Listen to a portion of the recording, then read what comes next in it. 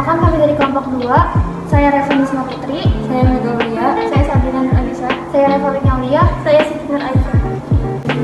Di sini kami akan menjelaskan struktur bagian hidung, penyakit, cara pengobatan, mekanisme penciuman pada hidung, serta fungsinya. Struktur hidung dibagi menjadi 4, yaitu saraf pembau, lubang hidung, selaput lendir, selaput saraf yang letaknya berada di sesuai kanan. Dan yang kedua ada mekanisme penciuman pada hidung.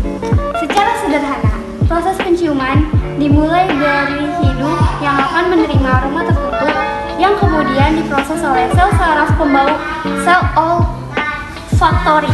Dari sini, aroma tersebut akan diteruskan menuju otak untuk diidentifikasi dan kita pun akan langsung mengenali aroma tersebut. Mekanisme skemanya adalah dari zat kimia dalam udara masuk ke rongga hidung, lalu ke selaput lendir hidung dan ke ujung saraf olfaktori, cilia olfaktori, lalu ke saraf olfaktori, bulbus olfaktorius, saraf pembau langsung ke otak.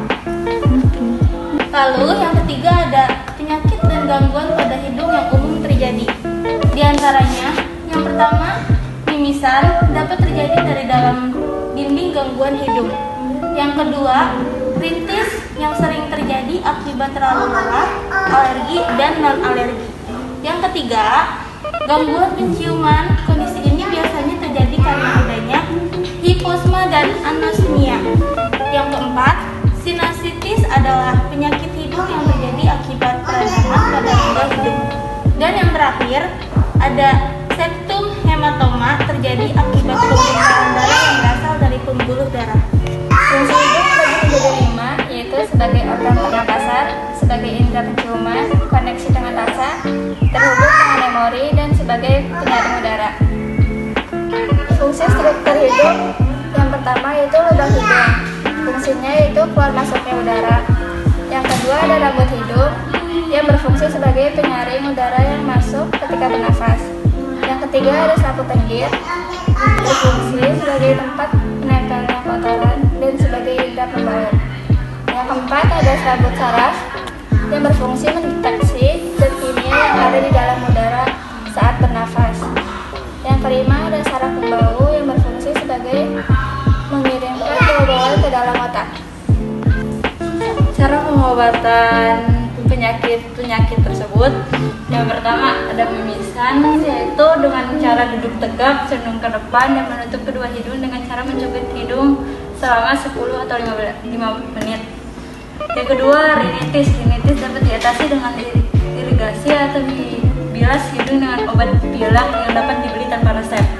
Yang ketiga, pengobatan septum hematoma, pengencer darah atau obat antikoagulasi termasuk warfarin, kolmadin dapat meningkatkan potensi pendarahan tiba-tiba dan pembesaran hematoma karena tubuh tidak dapat memperbaiki pembuluh darah secara efisien. Yang keempat, pengobatan sinusitis.